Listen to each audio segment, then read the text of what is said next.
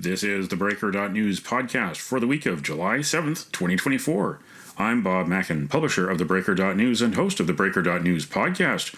Welcome to edition number 350. The Breaker is your source for news, opinion, and analysis about British Columbia issues, institutions, and influencers. Later, I'll tell you how you can support The Breaker. On this edition, headlines from the Pacific Rim and the Pacific Northwest. I award a virtual Nanaimo bar to a difference maker. And the big deal feature. The MMA Panel returns at the midway point of 2024. Mario Canseco of Research Co. and Andy Yan of the Simon Fraser University City Program join me to analyze the second quarter of the year.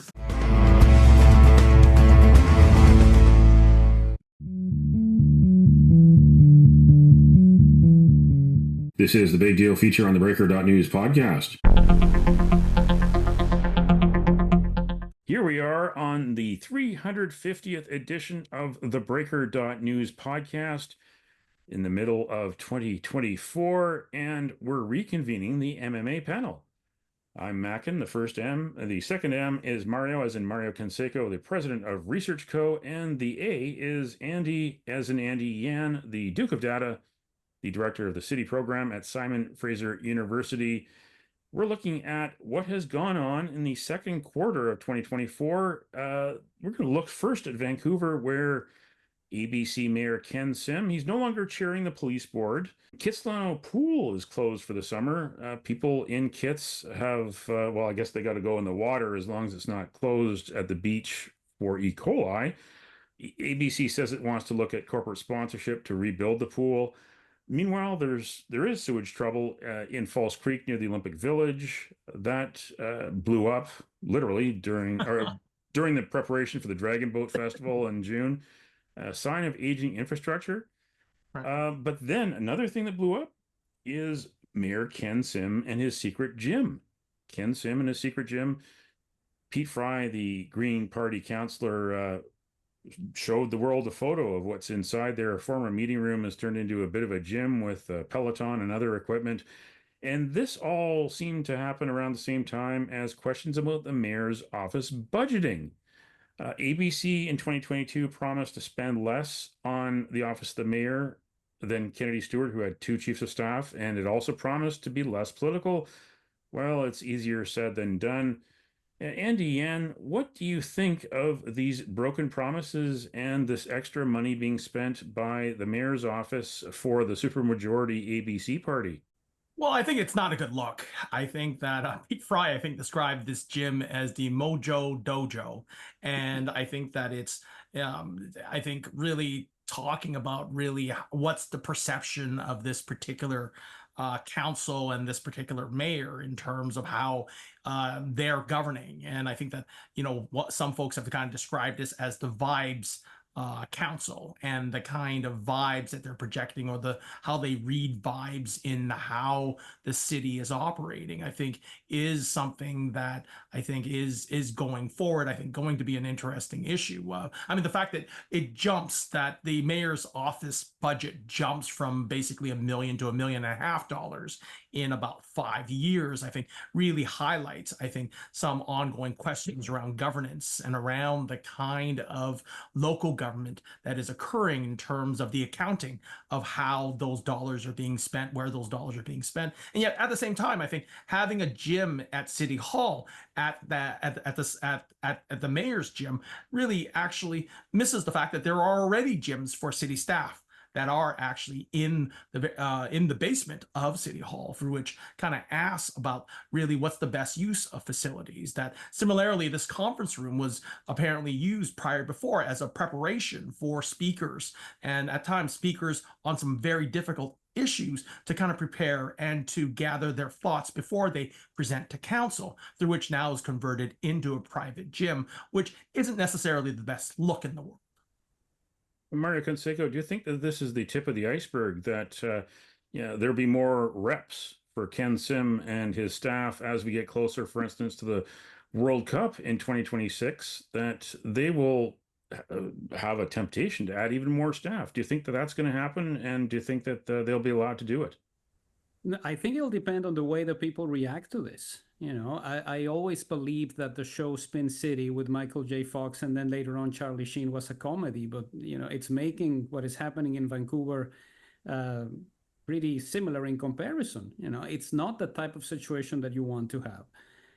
I think the way in which the media has covered this, it's appealing to our sense of dismay, but it's not expressing the dismay in the way we would have in previous years. And I think that is part of the essence of the argument. It's not a situation where you're going against what the mayor tries to do, or when you compare it with other situations.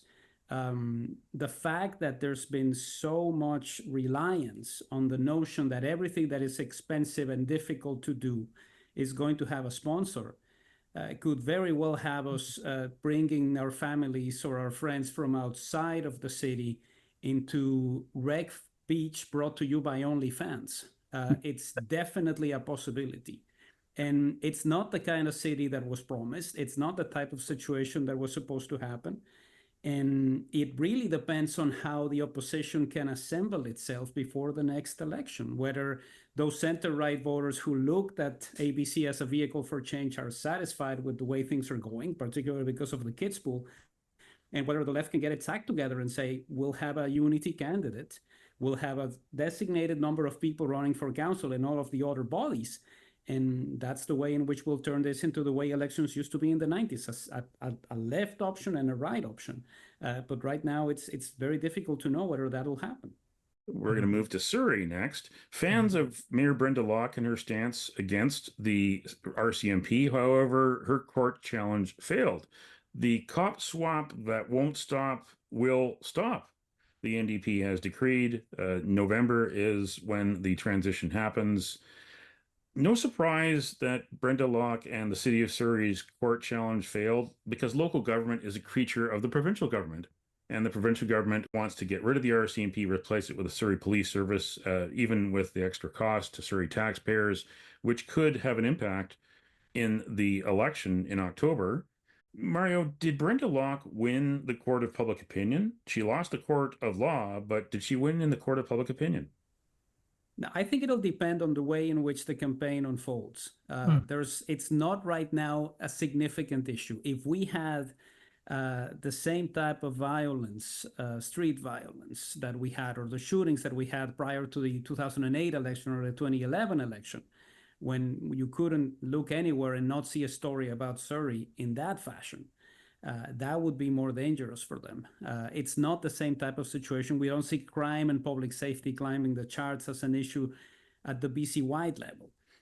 But I think it's really about the opportunity to establish an emotional connection. And I think she tried to do that, but it's tough to do that when you're a municipal politician with a mandate based on a very low turnout compared to somebody who's actually running the government of the entire province from Victoria. I think that is part of the imbalance when it comes to somebody saying, I'm here for my city, and somebody saying, I'm here for the entire province. Now, right. That being said, there's a chance for the opposition to try to connect on this, but not necessarily by hitching their wagon to whatever the mayor wants to do, but ultimately on figuring out a way to criticize what is happening and to ask the people in Surrey to look for a better option. We've seen the Conservatives climbing the charts in some places. They're doing very well in the north, very well in the Fraser Valley. If they can connect in Surrey, it's not something that might suggest that the election is not going to be won by the NDP. But it certainly wouldn't be nice to, have your final seat count and go, well, I lost some of the seats that I won in 2020 because the way we treated Surrey wasn't fair. I think that she stood up for her city. So that to that extent, I think she perhaps does have a certain victory here in saying that I fought the good fight. I fought for what I thought was good for the city of Surrey. I didn't win, but I still at least represented what I thought was the right thing for my city. So I think that to that extent, I think it provided a level of victory. But yet, at the same time, I think that there are going to be some pretty big questions in terms of the future cost of the Surrey police force, really how much the final bill will occur. Like once you kind of lay out all the court challenges to the actual operations of a police force, just knowing the experience of, say, the city of Vancouver and how expensive it does cost to operate a municipal police force, and how that may be, I mean, mind you, this is going to be well after this current election, how that is going to be said and put on the province in terms of the imposition of this force by the province. That's going to be the thing to watch. But I think just overall, I think it's important to understand that the Surrey ridings could be the battlefield ridings, that they could be the ones that, certainly I don't think the NDP are going to lose this provincial election, but yet at the same time, I think it's the question of what kind of margins are they looking at. I think that if anything, I think the kind of changes demographically and how those ridings are changing as we speak, I think is really putting up for a really interesting races in terms of who's going to win in these particular ridings in Surrey, as I think that those ridings are up for grabs as opposed to other ridings, say, in the city of Vancouver. Now, moving to Metro Vancouver, the North Shore wastewater treatment plant's $3 billion cost overrun and Commissioner Jerry Dobovolny's $711,000 pay packet for 2023. Over at TransLink, their highest paid executive is the CEO, Kevin Quinn. He was paid more than $500,000 last year. Now, they have problems. The sewage plant is delayed to 2030, and the Broadway subway, which TransLink was hoping to use next year, it's delayed to 2027. How do we fix Metro Vancouver and its governance? And should we fix TransLink at the same time? Oh, that's one of the big, interesting, ongoing questions that every political science student in regional governance faces. That, how much of it should be an elected board, how much of it should be the mayors. Where does regional governance fit into how we govern our communities? I think that a lot of this is also covering, if you will, these initial costs in terms of the overage of the North Shore wastewater treatment plant. This is just the opening trailer of the rather very profound infrastructure challenges we face ahead of us. That a lot of this represents not only, say, a deficit in terms of the investment in our infrastructure, particularly wastewater or water to begin with, but you have to remember there was a story in the Vancouver Sun talking about how 19% of the various pipes in the water system of metropolitan Vancouver are in poor condition that will need a level of replacement that really touches upon the kind of deficits we're facing in terms of our infrastructure, just as we're planning to have all this growth. And I think that this is going to be one of the big questions as we have this aspiration in terms of legislation, in terms of additional housing and new housing via private development. Who's going to pay for it? What's the fairest distribution between new residents and old residences, and much less the kind of profits that are made on these new developments, and how much of those profits ought to go into supporting this new infrastructure. So I think that this is, if you will, just the opening salvos of really, I think, a larger challenge in terms of how we pay to live in this region. Canseco, should there be direct elections for Metro Vancouver directors, and should we do the same thing for TransLink directors? I think voting is part of the problem. When you have councillors who are elected with a turnout that is dismally low, and they're making decisions that are going to have implications on budgets that they can't even fathom. You can't have a person coming in from a 25,000 inhabitant municipality raising their hand or lowering it to vote on something that is going to cost billions of dollars. Now, a few months ago, we talked about the experience of Jerry having to go out there and say, this is out of budget, sorry. That kind of job costs money. And again, we're having all of these discussions. Where is the discussion about the people who authorized this type of salary and this type of expenditure for a public servant? It's part of the complexity of having people who perhaps are not that well versed in budgeting or in planning, but who happen to make it to council on a wide range of reasons, and who are suddenly deciding that they are the ones who are going to be calling the shots. Like it's amalgamation seems like something that is far into the future. It might happen perhaps with the two North Vancouvers or the two Langleys at some point. But I don't see us necessarily moving into a system like the one they have in Montreal or in Toronto. But unless we continue to motivate the electorate and make sure that they know that their decisions on municipal elections have far-reaching consequences, we're talking about billions of dollars, then we're never going to get this solved, because the system is the one that enables poorly educated councillors to make decisions about amounts of money that they can't even imagine. Now we're going provincial. Here we are, British Columbia, 15 weeks to go until provincial election day in October. The story in the second quarter has been the rise of the BC Conservatives and the decline of BC United. John Rastad up and Kevin Falcon down. Merger talks failed, but now there is a migration of candidates, a migration of money.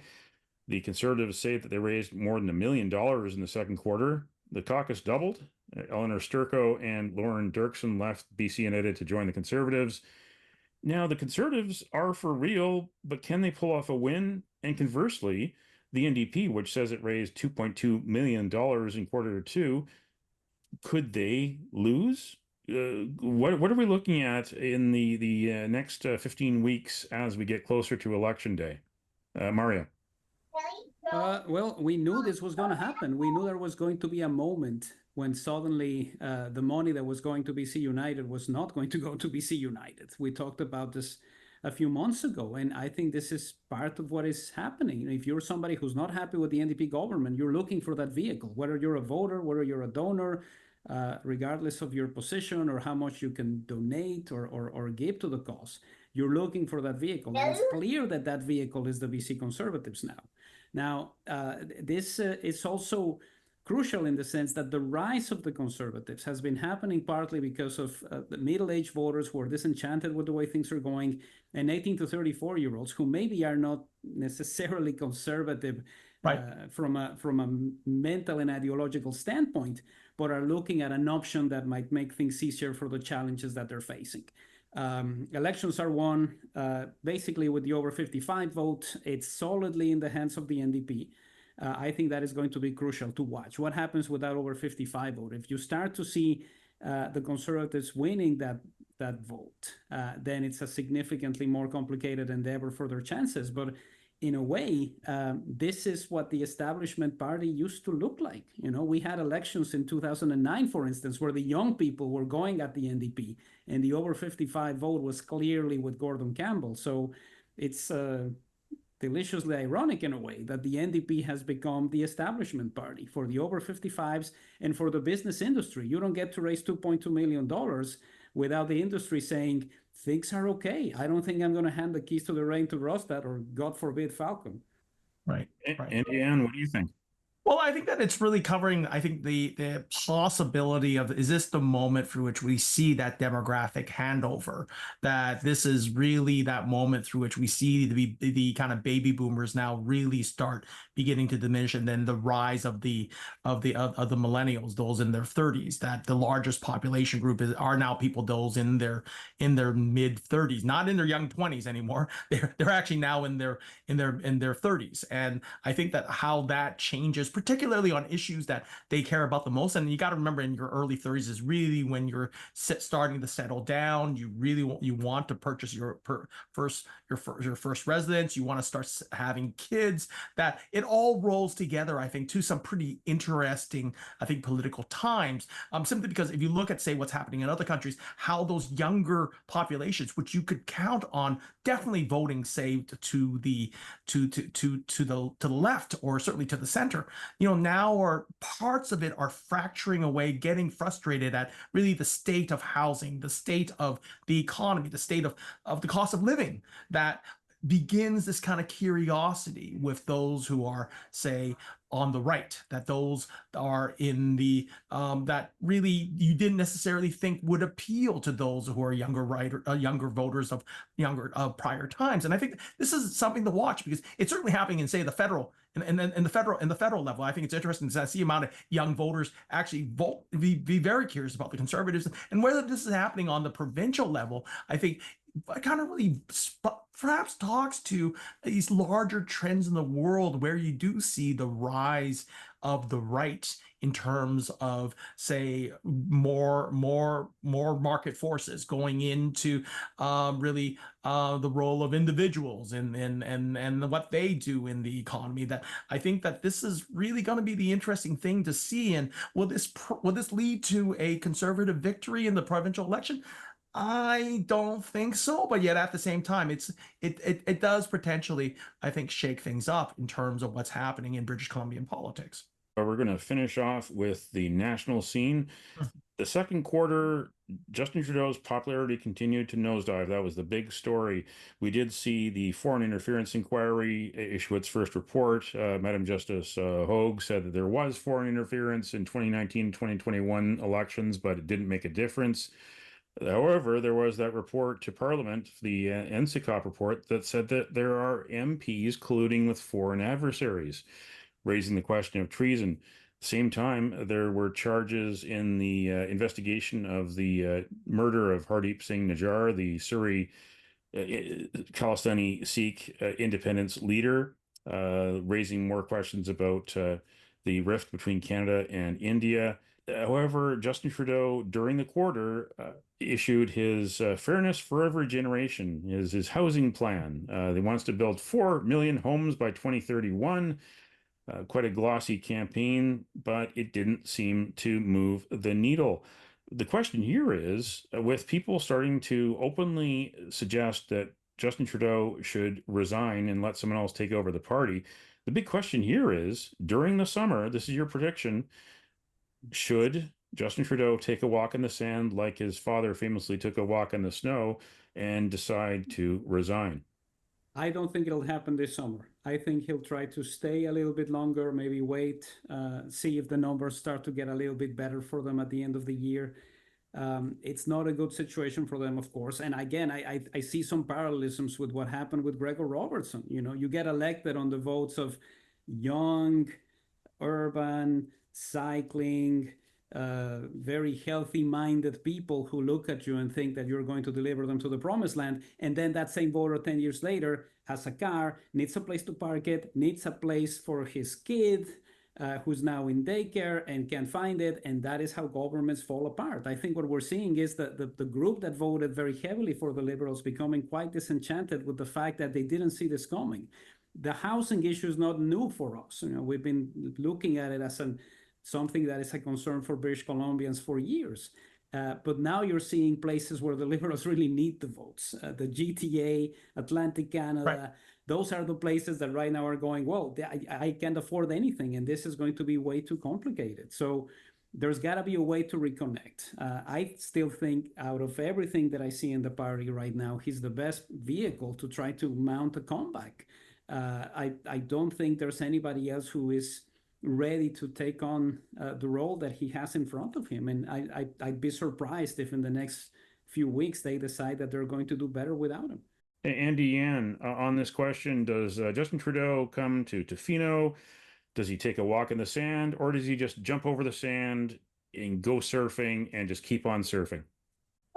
Just keep on heading into, you do the whole Point Break thing. You know, Rhodey just goes right into the wave. He just one last ride. And, you know, that's an interesting question. But then, of course, you know, how much of that wave was really and exemplified what happened in Toronto, St. Paul, that kind of, you know, what used to be just a wall of red now has a faint blue speck in it, and how much of that is a point into the potential future. But of course, I'm always curious, because certainly some of the kind of observations I've heard is actually part of this is also connected with what could perhaps happen south of the border.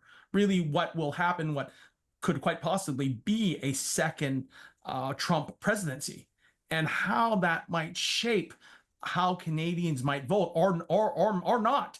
that I think is the thing to watch in terms of what's happening. But yet, touching upon what Mario had talked about, I mean, you think about what's happening in France, with Emmanuel Macron, a similar, good-looking, kind of energetic leader who, thought was going to deliver France to the promised land, and yet through his government's fail. And in terms of making people feel like the future includes them, that I think this is the similar kind of challenge that Justin Trudeau is facing, is that I think fundamentally it's like coming in on this kind of mandate of change, and yet people not necessarily seeing this change, feeling that things have actually meant going backwards, that they don't necessarily see hope, they see despair.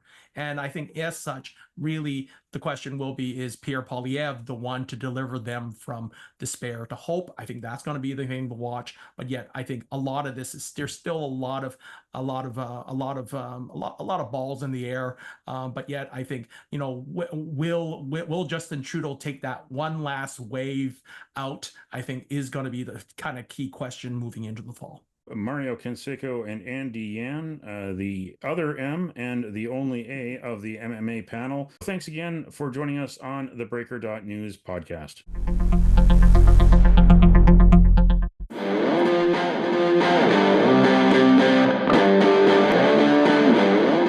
Now it's time on the theBreaker.news podcast for Around the Rim. We look at news headlines around the Pacific Rim. In the Taiwan news, China can now carry out spot inspections of smartphones.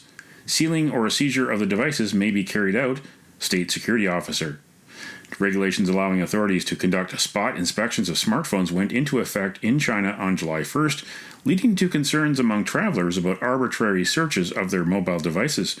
The guidelines are based on China's counter-espionage law and criminal procedure law and allow for the inspection of smartphones and other electronic devices. In Kyoto news, Costco proving a one-stop shop for regional revitalization in Japan. Costco currently has a total of 33 stores in 21 of Japan's 47 prefectures, with new stores planned in 2024 in 3 more locations: Higashiomi, Ogori, and Nanjo.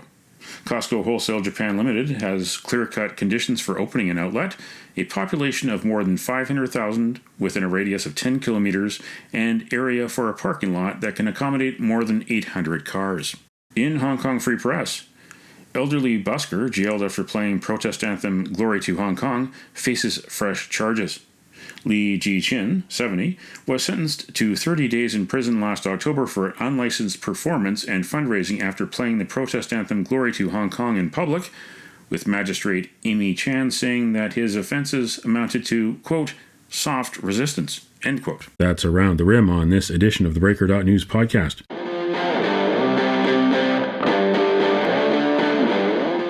Now it's time on the theBreaker.news podcast for Cascadia Calling. We look at news headlines around the Pacific Northwest. In Willamette Week, Oregon Environmental Regulators DEI Council publishes pro-Palestine statement. The message was posted on an internal agency webpage for 4 days before being taken down. Department of Environmental Quality leaders disavowed the message.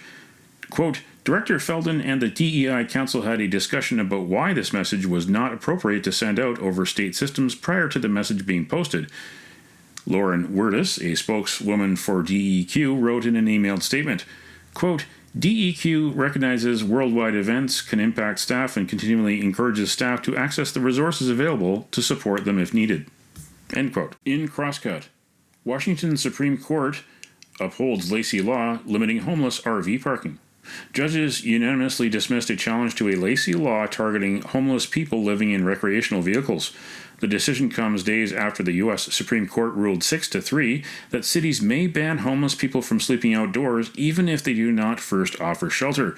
Cities have already begun proposing stricter anti-camping laws in the days since the Supreme Court ruling. And last week in the Breaker.news, TransLink's 2023 pay parade shows CEO over the $500,000 mark. And embattled lawyer Hong Guo loses another court battle. Read those stories and more on theBreaker.news. That's Cascadia Calling on this edition of the Breaker.news podcast. Don't matter what color you are, 'cause love will conquer hate, so you won't stand alone, you won't stand alone.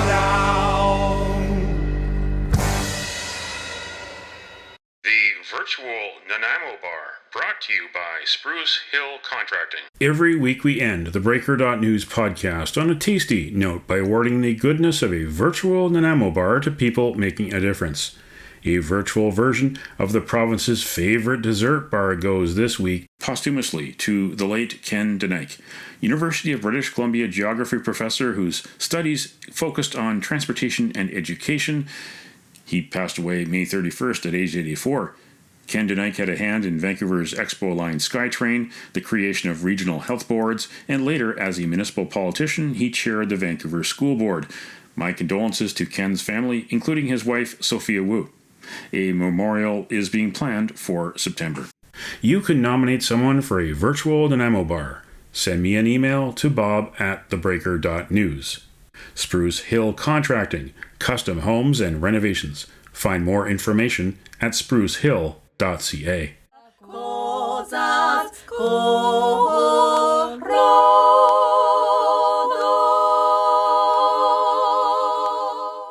That's it for the Breaker.news podcast for the week of July 7th, 2024. I'm Bob Mackin. Thanks for joining me. Did you know that on the 7th of July in 1534, that's 490 years ago, French explorer Jacques Cartier made contact with Micmac people at Chaleur Bay on the Gaspé Peninsula? Now you know. Send me your feedback, send me your story ideas to bob@theBreaker.news. Bookmark theBreaker.news. You can also find us at theBreaker.ca. Sign up for the free email newsletter and get updates to your inbox, or follow the Breaker News on X, formerly Twitter, for news as it happens. And you can support The Breaker for as little as $2 a month. For more information, go to patreon.com/thebreakernews. That's patreon.com/thebreakernews. Until next week.